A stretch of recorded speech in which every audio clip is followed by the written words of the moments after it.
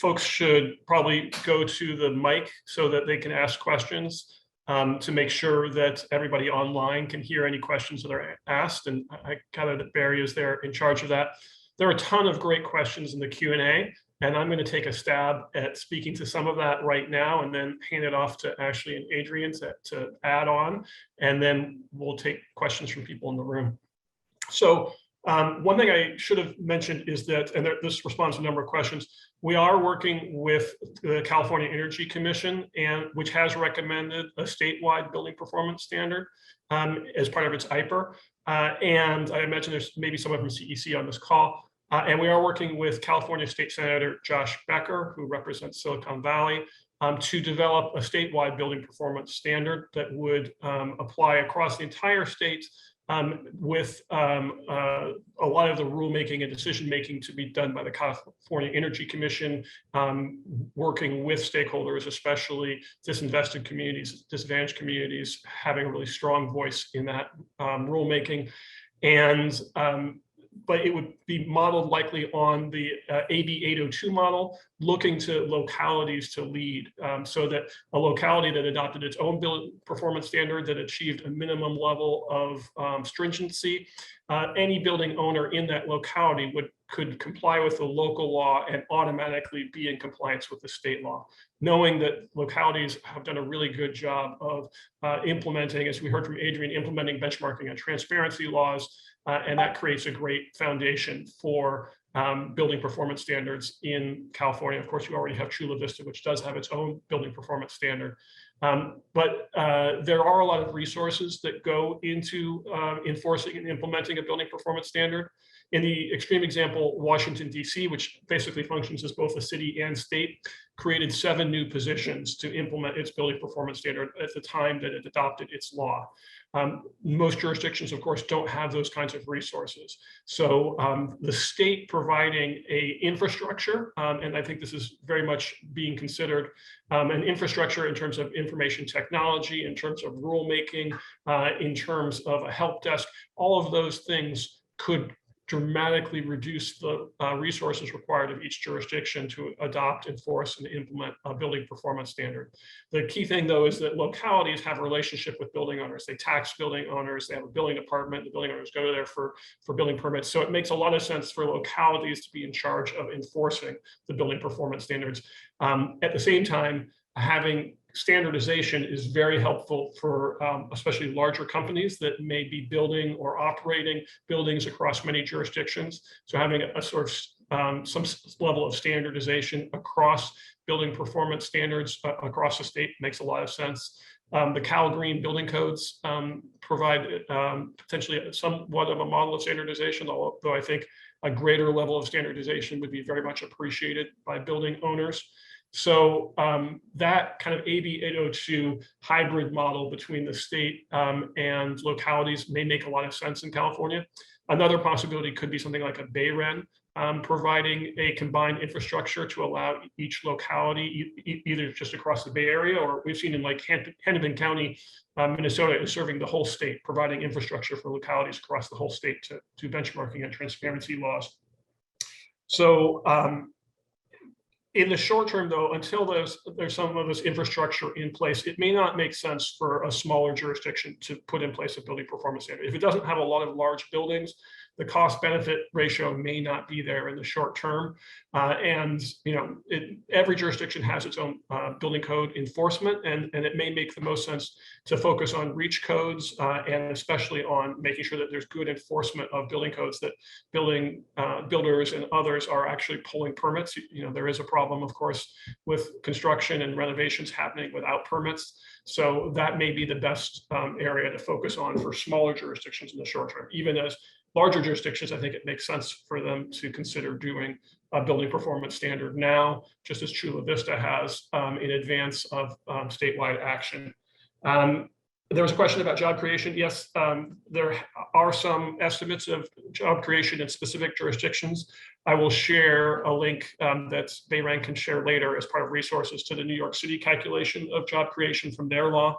We can help other jurisdictions that want to commission studies to estimate the jobs that might result from building performance standards in their communities. The one great thing is that the jobs have to be done on site. They have to be done in the buildings, so it can't be offshored. And these are jobs at every skill level, from laborers and roofers and electricians up to architects and engineers. So with that, I'll invite Ashley and Adrienne if you want to add anything, focusing maybe on some of the questions that we saw in the chat, in the Q&A.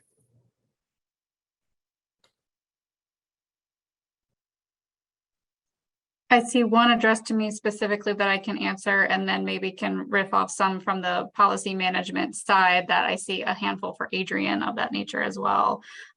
So someone had asked about the composition of our task force and subcommittees, some of the different forums that we have.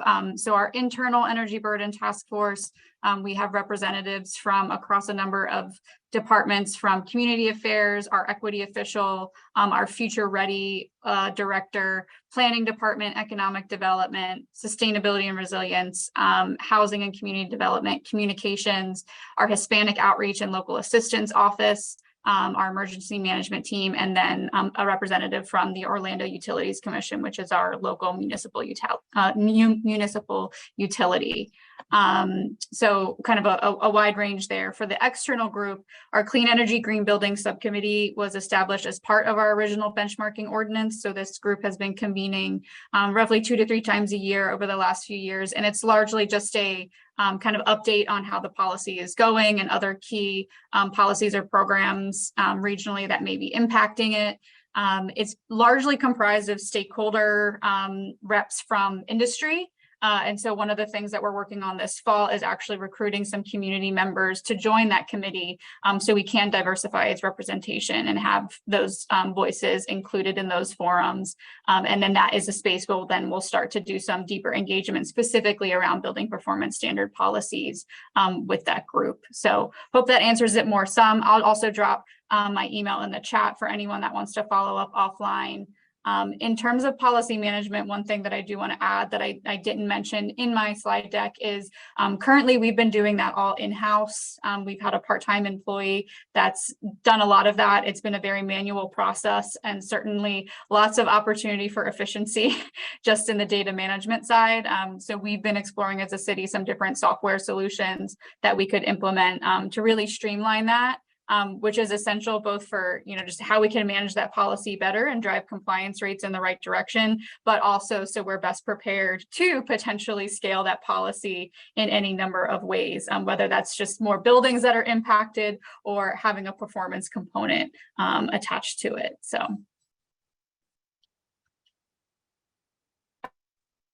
Great. I'll try to tackle a couple of the questions directed specifically at me about kind of how we are managing and the staffing resources.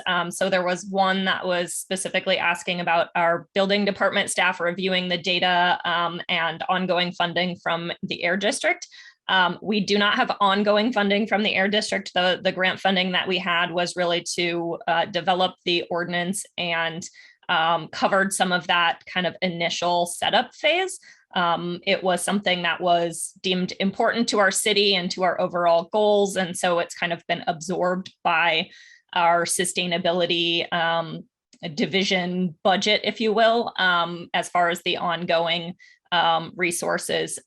So that is happening kind of within my division and not at the building department level. Fortunately, between Energy Star Portfolio Manager and some of the software tools that are out there, they can really help with kind of reviewing automatically and flagging data to alert you to things you need to take a closer look at. So that is kind of one of the main things that helps us to be able to manage this. We do have a pretty manageable number of buildings. So as I said, we've been working basically with myself, and I have a lot of other responsibilities and a Climate Corps fellow last year and a sustainability intern this summer, who were, basically both part-time, 30-ish kind of hours a week kinds of staffing levels to get through that really main portion of the reporting cycle.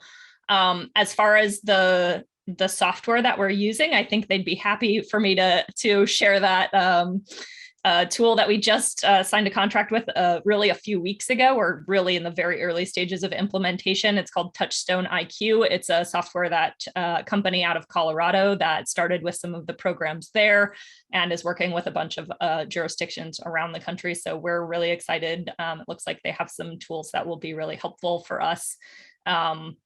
So that's who we are using there. And then there was a question from Tom regarding efforts to use sophisticated BPS to help buildings become good gridizens and have the load shapes that help the grid. For example, indoor agriculture buildings can perhaps give the plants a rest at grid stress times. So one of the things that we did include in our performance options in our kind of distributed energy resources category was grid connected, grid interactive efficient buildings. So if you qualify in that kind of category, we would consider that to be a performance pathway, and that would be something that would certainly be a good gridizen kind of perspective. Our list of the measures that people can do as part of the performance pathway, if they're required, is something that we wrote into our ordinance to be flexible and allow us to modify. So we wrote an original list that went with the kind of communications about the ordinance as it was being developed. And now we're taking another look at it to make sure the things that we put on there are still appropriate, that we're not, providing folks really things that we don't necessarily want them to continue to do, and that we're kind of moving towards bigger actions that lead towards electrification and being good gridizens. So those are things that we can, definitely continue to update and incorporate as the state of the market evolves.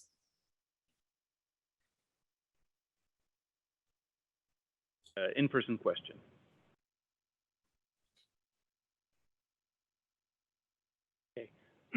Hello, this is really close. Good morning, this is Kurt Hurley. I'm with the City of Berkeley. First of all, I'd like to extend my thanks to the panelists for their inspiring presentations on building performance standards and benchmarking. Also, I'd like to ask a question to the panel.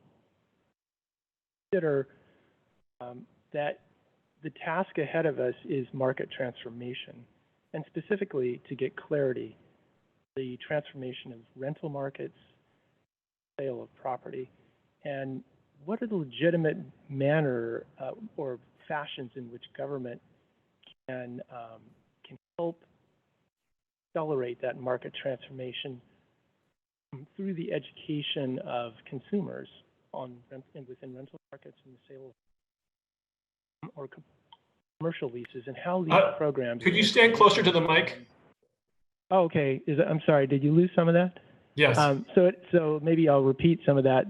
So, what are the legitimate ways in which local governments can be the handmaidens of that market transformation, or those market transformations, the rental lease market and the sale of property, with regards to the information that's being generated through benchmarking that's already been performed and will be performed? Because I think that if we take a view of what is our intention in the future, if we have a market that is also demanding better buildings, healthier buildings, buildings that use less water, and for instance, if you had metrics for those three items at the point of lease or sale or rent, that would help. And I was just wondering if any of the panelists could comment on what's their sense of what is the legitimate role of government here if market transformation is at least something that would help the goal that we're aspiring to. Thank you. Thanks. That's a great question, and absolutely, it's not enough to just put in place policies. Building owners are going to need help to bring their buildings into compliance, to improve their buildings. And You really need to understand how building owners think. Leasing is incredibly important. Adrienne touched on that. There are huge problems where you have misaligned incentives between landlords and tenants, and both of them feel like it's not going to benefit them to improve building performance. You need to have well-aligned incentives where landlords and tenants will work well together and both benefit from better performing buildings. But also, building owners often, especially owners that are particularly large companies that don't have, say, a sustainability director, they don't really know where to turn to improve building performance in many cases. So you need to make it easy for them. We have helped a number of jurisdictions create building innovation hubs, and you can look at buildinginnovationhub.org. That's one of those hubs that we operate that bring together building owners and service providers so that they can share best practices. Peer learning is very important. Help to share interpretation so that they understand in lay terms, what do these laws mean? What are they going to have to do to comply? And so that they have a place where they can go. It's not run by the jurisdiction itself. So they can be very honest with the hubs and say, you know what, I think my building may not be in compliance. Can you help me figure out what I need to do? And not worry that that will get back to the enforcers. So those kinds of resources, San Francisco, and Barry could speak to that, is doing great stuff around helping building owners do some auditing of their buildings and long-term plans for decarbonizing their buildings. And San Francisco is also looking at creating a hub that really centers equity around job creation and benefiting disinvested communities. So those are all key steps towards market transformation. But first and foremost, I think it's really important that you understand real estate, you understand the play between tenants and landlords, and that has to be baked into the design of any policy. And certainly we've done that as part of our model building performance standard law.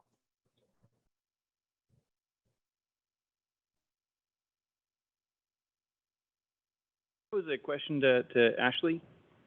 So as you prepare to regulate multifamily buildings, could you speak to how you expect Orlando's policy to address two considerations? And one is avoiding passing through the cost of upgrades onto multifamily tenants. Is that a point of consideration, or how is that going to be managed?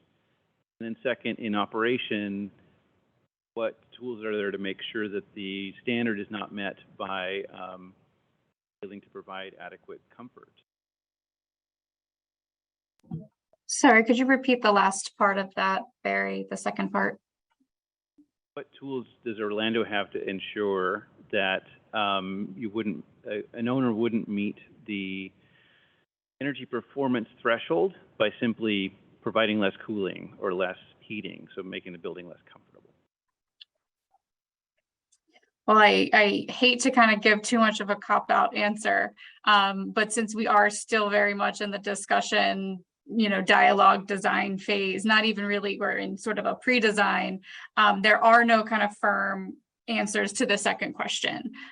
To Cliff's comments to the previous question, though, we know that we need to make sure that there are resources available to help building owners and property managers to meet these requirements. And certainly thinking about, are there potential provisions or things that we need to include to kind of premeditate maybe, what that sounds like kind of a loophole concern that we're addressing that. To the first part, in terms of passing the costs through to tenants, this is very front of mind. Definitely something that we heard iterated in various ways throughout that community engagement effort last year from residents. A lot of concern about landlord retaliation, or what those sort of unintended consequences would be of a building performance standard. And then, I know nationwide there's a housing affordability challenge, but in Florida it's particularly acute, and Orlando is definitely feeling that. So we have tended to rank pretty high on some of those housing crisis ranking lists, both just the amount of housing that's available, and then certainly the affordability of it in our community. So that is certainly something we would want to make sure that there are mechanisms and provisions in place to prevent that being the resulting outcome. And so it's really that sandwich of, how can we help building owners do this work? Exactly what is the role of government? The Energy Burden Task Force, I'm looking forward to seeing, what they come up with as the best role for us to play in accelerating that, while also making sure that the benefit of those improvements is truly being felt by the community members that need to feel it most, and that it's not this transference of different costs just in